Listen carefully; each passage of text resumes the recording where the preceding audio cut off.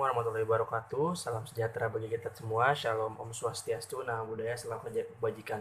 Selamat siang Bapak-Bapak dosen. Sebelumnya izin memperkenalkan diri. Perkenalkan, nama saya Abdul Rahman Ihsan, biasa dipanggil Ican, mahasiswa Geologi Fakultas Matematika dan Ilmu Pengetahuan Alam Universitas Indonesia angkatan 2019.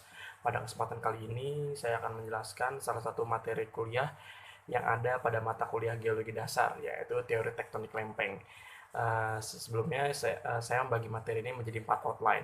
Yang pertama itu ada sejarah teori tektonik lempeng. Yang kedua, apa itu teori tektonik lempeng.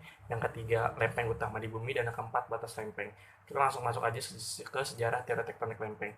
Jadi, sebelum teori tektonik lempeng ini ditemukan, terdapat satu teori yang bernama teori apungan benua atau continental drift, atau biasa disebut juga gagasan benua bergerak. Teori ini dipopulerkan oleh ilmuwan berasal dari Jerman yang bernama Alfred Wegener. Namun teorinya ini banyak ditentang atau ditolak oleh kalangan ilmuwan karena bukti pada teori yang dibawanya kurang mendukung dan tidak familiar bagi ilmuwan Amerika Utara. Seiring berkembangnya zaman dan teknologi, para ilmuwan kembali tertarik untuk mengembangkan teori dia.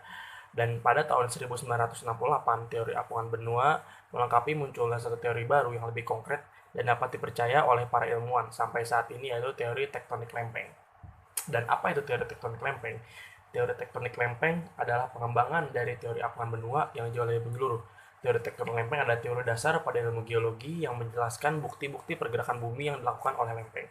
Dan apa itu lempeng? Lempeng merupakan bagian dari mantel atas, yaitu litosfer atau bagian luar bumi yang sangat kuat.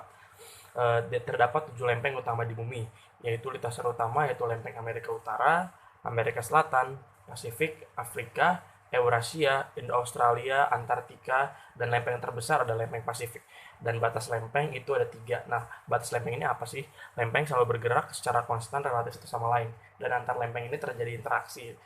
Dan sebagian besar interaksi itu terjadi di batas lempeng. Dan deformasi itu terjadi hanya pada batas lempeng. Terdapat 3 batas lempeng, yaitu batas lempeng divergen atau margin konstruktif, yaitu ketika dua lempeng bergerak saling menjauh dan menghasilkan naiknya material panas dari mantel untuk membentuk lantai samudera baru. Yang kedua, ada batas lempeng konvergen. Batas lempeng konvergen adalah ketika kedua lempeng bergerak saling mendekat dan membuat litosfer samudera menyusup menujam ke bawah lempeng lainnya, yang disebut subduksi. Ditandai dengan terbentuknya palung. Setelah masuk ke dalam mantel, kemungkinan terjadi tumbukan dan pelelehan untuk membentuk sabuk pegunungan.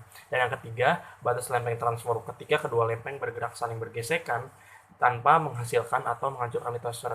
Biasanya pergerakan ini mendistribusikan gempa bumi.